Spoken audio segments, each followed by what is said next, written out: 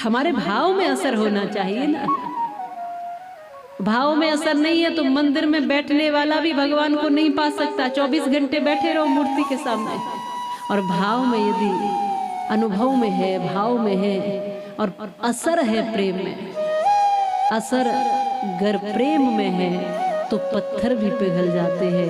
पर असल में प्रेम का लाना कोई मजाक नहीं, शाम से दिल का लगाना कोई मजाक नहीं। ये पूछ रही है ब्रज की गोपियां, क्या मिलता है कन्हैया तुमको इस खट्टी छाछ में, माखन में? तुम्हारे घर किसी चीज की कमी नहीं है। भगवान कहते हैं गोपी, जो आनंद तुम्हारी इस खट्टी छाछ में है वो किसी के 56 भोग में भी नहीं है, क्योंकि छाछ में स्वाद नहीं है, जो तुम जिस भाव से दे रही हो उसमें आनंद है, जिस प्रेम से दे रही हो। फटकार लगाती है लेकिन फटकार के पीछे जो प्रेम है, जो भाव है, वो कृष्ण ही समझ सकते हैं। आनंद है आज ब्रज में। ब्रज की बीती बीती ये कुंज गली श्री कृष्ण का दर्शन करती है, लीलाओं में दर्शन है। छोटे छोटे बाल लीलाओं का दर्शन जब करते हैं तो कहते हैं कि भगवान एक दिन आकर कहते हैं, माँ मुझे माखन चाहिए, अभी चाहिए, तुरंत। मैया ने कहा, लाला माखन तो निकालूंगी। माखन निकालने लगी तो भगवान रोने लगे कि नहीं, माखन जल्दी चाहिए। अब बाल हट दिखा रहे हैं, पूरी लीलाएं ऐसे ही कर रहे हैं। तब जब माखन निकालने लगी तब तक बहला रही हैं भगवान को कि देख लाला, मैं तेरे लिए चंदा मामा लेके आऊंगी। अब तो भगवान माखन भूल गए और कहते हैं, मैया मोहि चंदा चाहिए, अब ही चाहिए, तुरंत चाहिए। अब मैया चंदा कहाँ से लाए? माखन तो फिर भी दे दे, अब इतने ऊंचे से चंद्रमा को कैसे लेकर आए?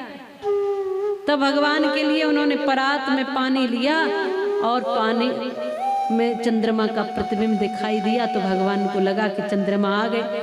अब चंद्रमा को पकड़ने भागे तब वो प्रतिबिंब हिल गया और चंदा मामा भी गायब हो गए। जैसे ही ये गायब हुए तो रोना शुरू कर दिया, नहीं मैया मोहे तो चंदा मामा चाहिए, मैया मैं तो चंद्र खिलौना ले हूँ, मोहे चंदा चाहिए, चंदा चाहिए, अब ही चाहिए, तुरंत चाहिए। अब मैया ने फिर बहलाया कि कुछ और मैं फंसाती हूँ। माताएं करती हैं ना, जब बालक रोता है तो कोई खिलौना देती हैं, कभी कुछ बात करती हैं, कहती है चलो इससे मान जाएगा, इससे मान जाएगा, और किसी न किसी से तो बालक मान ही जाता है। तब मैया को लगा कि कुछ और कहती हूँ इससे भी बढ़िया, तो कहती है मैया कि लाला छोड़ ये सब, तेरे काजे एक बहू लाऊंगी बढ़िया से। अब तो भगवान सब भूल गए और कहते हैं, मैया मोहे तो बहू चाहिए, अब ही चाहिए, तुरंत चाहिए। भगवान जब ऐसे करने लगे तो मैया कहती है, लाला तो कैसी बहू चाहिए? अब कन्हैया क्या कह रहे हैं कि मैया देख, मुझे ऐसी बहू चाहिए कि मैं जब गैया चराने जाऊं तो जेब में धर के अपने संग ले जाऊं। अब ऐसी ऐसी बाल लीलाएं भगवान कर रहे। मैया हंसती है, अरे लाला ऐसी कोई बहू थोड़ी होती है। तो फिर भगवान बता रहे, मैया फिर ऐसी बहू चाहिए। ब्रज में बहुत सुंदर गाया करते हैं, राधिका गोरी से ब्रज की छोरी से मैया करा दे मेरो ब्याह। तो फिर ऐसी चाहिए। मैया समझ गई है, मैया ने बातों में लगाया है और धीरे धीरे धीरे धीरे तब तक माखन तैयार हो गया।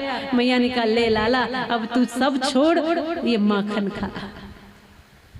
माखन अपने हाथ से खिला रही है, गोद में लाला बैठे हैं। ये प्रेम मैया का और लाला का वात्सल्य मानो पूरा ब्रज दर्शन हो रहा है। ऐसा लग रहा है कि सारे देवता आज इस छवि पर बलिहारी जा रहे हैं। अब भगवान की बहुत सी लीलाएं, इसमें और भी सुंदर लीलाओं को जोड़ा है।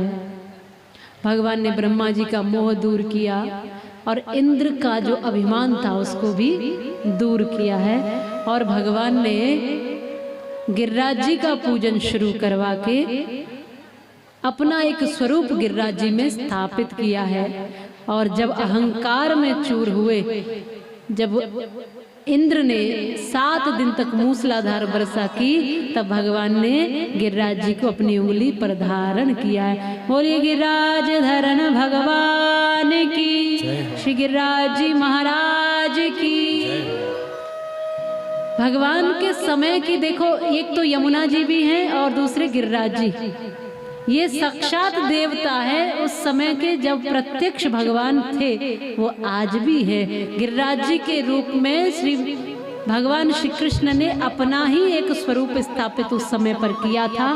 तो आज भी हम भगवान का ही स्वरूप मान के गिरिराज जी का पूजन करते हैं, परिक्रमा लगाते हैं और वो सारी मनोकामनाएं हमारी पूर्ण करते हैं।